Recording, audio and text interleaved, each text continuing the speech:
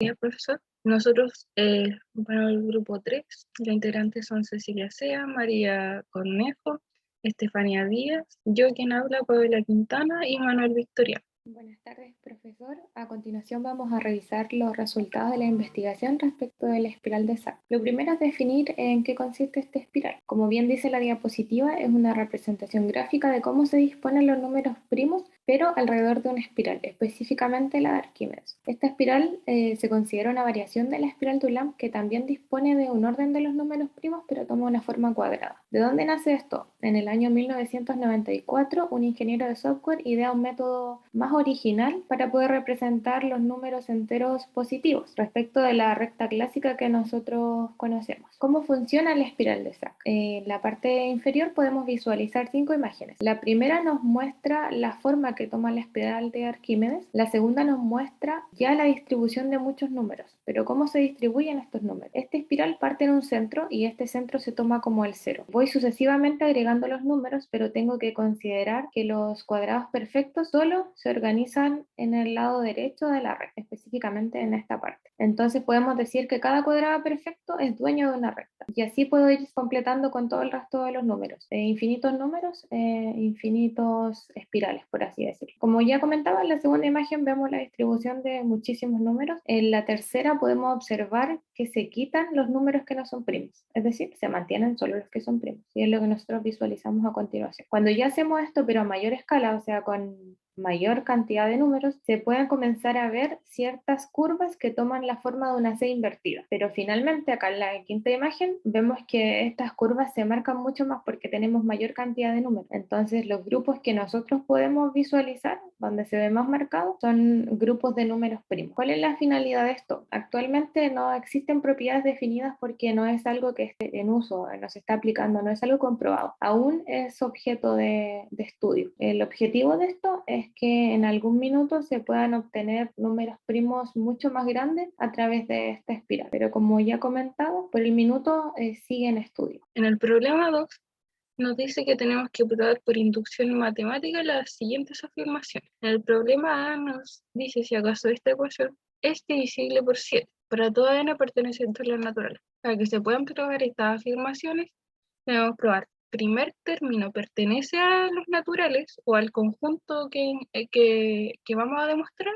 y además su sucesor debemos probar que sea verdadero. Entonces debemos probar para n igual a 1. Reemplazando en la ecuación nos da 35. 5 por 7 es 35, por lo tanto es divisible por 7 y es verdadero. O sea, esta afirmación nosotros la podemos ocupar como hipótesis. En el paso 2, nosotros vamos a cambiar el término n por una k, porque ya no estamos trabajando con la misma n anterior. Al cambiar solamente la letra k, se sigue cumpliendo que la ecuación anterior es verdadera. Y vamos a probar que el sucesor también es verdadero, haciendo el k más 1, o sea, el sucesor de k. Al resolver, nosotros nos vamos a dar cuenta que vamos a empezar a encontrar términos de nuestra hipótesis. Y esa la debemos conservar para tener algo en común que nos pueda decir que nuestro problema es verdadero. Finalmente, acá encontramos nuestra hipótesis y está multiplicada por 3 elevado a 2. Esta parte es verdadera por hipótesis y al estar multiplicado por cualquier número sigue siendo verdadera. Tenemos aquí un 2k más 2 multiplicado por menos 7. Y menos 7 es divisible por 7. Por lo dicho anteriormente, si se está multiplicando, se sigue considerando que es un divisible por 7. En el siguiente problema tenemos que hacer exactamente lo mismo.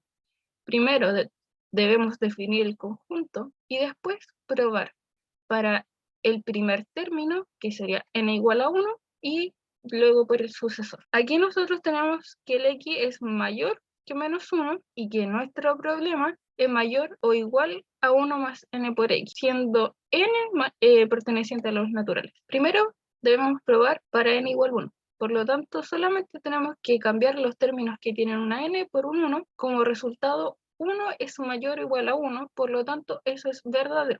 Y al igual que en la ecuación anterior, nosotros hacemos esta nuestra hipótesis, porque ya sabemos que se cumple. Para probar por el sucesor, en vez de una n, se utiliza por cualquier otra letra, y en este caso nosotros igualamos n igual a k. Por lo tanto, debemos comprobar el sucesor es verdadero. ¿Cómo lo realizamos? Nosotros aquí tenemos el 1 más x elevado a k más 1, solamente que está desglosado. Y nosotros tenemos este 1 más x elevado a k. Si nos damos cuenta, este término es el mismo que tenemos arriba en nuestra hipótesis. Lo que está al lado izquierdo, para comprobarla, también debe estar al lado derecho. Esta parte de nuestra hipótesis y esta otra parte de nuestra hipótesis, el sucesor, se multiplica a cada lado. Luego resolvemos término a término. Ahora, si nos damos cuenta, tenemos 1 más x más kx por este lado, y por este lado tenemos exactamente lo mismo. Por lo tanto, se restan a ambos lados, y en este caso nos queda k por x cuadrado es mayor o igual a 0. Por lo tanto, se cumple para todo natural. Bueno, ahora nosotros realizaremos el problema número 3, que nos pide calcular el máximo común divisor de los siguientes números. Y nosotros lo que hacemos primero es ordenarlo de menor a mayor. Entonces, los números serían 121,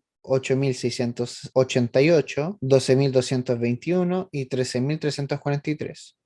Ya estando ordenados de menor a mayor, nosotros vamos a ocupar el algoritmo de Euclides, de los dos menores al principio. Entonces, el algoritmo que nos dice que es el número mayor es igual al otro número multiplicado tantas veces que no alcanza a llegarlo, o si es que alcanza sería el resto cero, más lo que le falta para alcanzar el número, y luego ocupamos el dividendo, que en este caso es 121, y el resto, que sería 77. Esto lo hacemos de forma análoga hasta que el resto nos dé 0. Entonces, cuando ya el resto nos da 0, ocupamos el número, que en este caso es el resto que estaba anterior, que sería 33 es igual a 11 por 3, más 0. Entonces nuestro máximo común divisor sería 11. De lo anterior, nosotros obtuvimos que es 11. Ahora lo que hacemos es ocupar el siguiente número que teníamos y sacarle el máximo común divisor con el 11, ya que sabemos que es el máximo común divisor de los números anteriores. Y en este caso nos da enseguida el resto 0, por lo cual sigue siendo el 11 el máximo común divisor. Hacemos de forma análoga para el siguiente número, que sería 13.343, y también nos da 11. Entonces, de esto nosotros pudimos obtener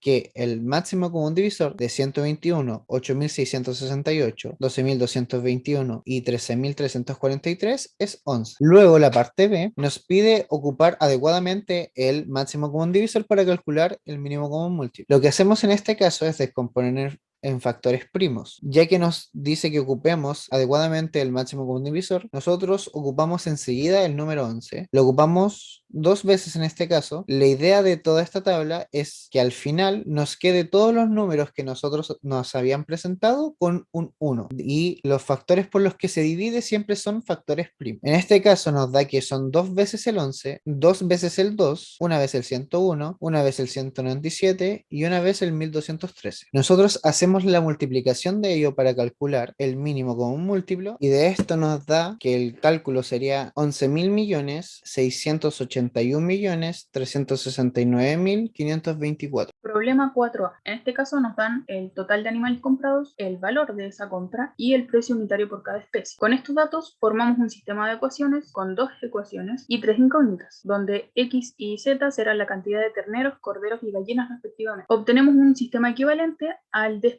X y al simplificar los coeficientes de la segunda ecuación. Luego reemplazamos este valor de X en la segunda ecuación, operamos algebraicamente hasta obtener nuestra ecuación Diophant. En estos casos, lo primero que tenemos que hacer es determinar si hay solución. Esto se hace buscando el máximo común divisor entre 70 y 95, esto es 5, y vemos si eso divide a 8000, que es nuestro término independiente. En este caso se cumple, entonces hay solución. Para hallar las soluciones particulares, tenemos que usar las expresiones que obtuvimos acá arriba y llegar a dos valores que cumplan con esta igualdad. Las soluciones generales serían a partir de esta solución particular, reemplazando los distintos valores en las fórmulas que ya conocemos. Hay que notar que las variables deben ser mayores a 0, porque eso lo dice el enunciado, con lo que sabemos que K se encontrará en este intervalo y por ende tomaría los valores del 17 al 22. En esta tabla vemos las distintas soluciones posibles al problema y descartamos estos tres últimos valores de K, pues entregan valores inválidos para una de las variables. Así, el conjunto solución para el problema es este de acá abajo, y una de las posibles soluciones sería que el granjero compró 10 terneros, 22 corderos y 68 gallinas. El problema número 5 nos pide demostrar que la igualdad entre estos dos mínimos común múltiplos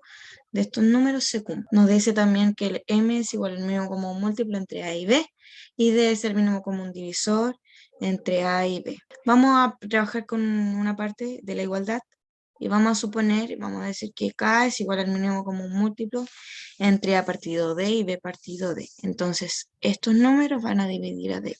Y como sucede esto, vamos a decir que K es igual a este numerito, lo vamos a multiplicar por una constante que va a pertenecer a los enteros, y al despejar esta constante nos da el resultado que A y B dividen a DK. Entonces, el mínimo común múltiplo entre A y B van a dividir a DK. Y como el mínimo común múltiplo entre A y B es igual a M, se nos entregaba ahí en el enunciado, vamos a decir que M divide a DK. Y es el mismo procedimiento. DK es igual a M por una constante perteneciente a los Z, y M partido D divide a DK. Entonces concluimos que el mínimo común múltiplo entre A y D y B partido D es igual a M partido D. También lo podemos sacar por un teorema que nos dice que si el mínimo común múltiplo entre A y B es igual a M, y hay un número común que dividen a A y B, entonces este número también divide a M. Ahora vamos a trabajar con la otra parte. Vamos a suponer, vamos a decir que L es igual al mínimo común múltiplo entre M partido A y M partido B. Entonces M partido A divide a L y M partido B divide a L. Lo mismo, L es igual a M partido A o M partido B por una constante que pertenece a los enteros, y al despejar esta constante nos da que M divide a L y M divide a BL. Como M divide a L y divide a BL, entonces M es igual al mínimo común divisor entre AL y BL. Y hay un teorema que nos permite sacar este factor común que es L, ¿ya? Que está en estos dos números. Y entonces vamos a llegar a esta conclusión, de que M es igual a L por el mínimo común divisor entre A y B. Y ese es D. Entonces vamos a reemplazar aquí el mínimo común divisor de A y B por D. Vamos a despejar luego la constante. La constante nos va a decir que M partido D divide a L. Entonces el mínimo común múltiplo entre M partido A y M partido B igualmente es M partido D. Entonces así llegamos a la conclusión de que esta igualdad se cumple, que el mínimo común múltiplo entre A partido D y B partido D es igual al mínimo común múltiplo entre M partido A y M partido B. Y aquí están nuestras referencias.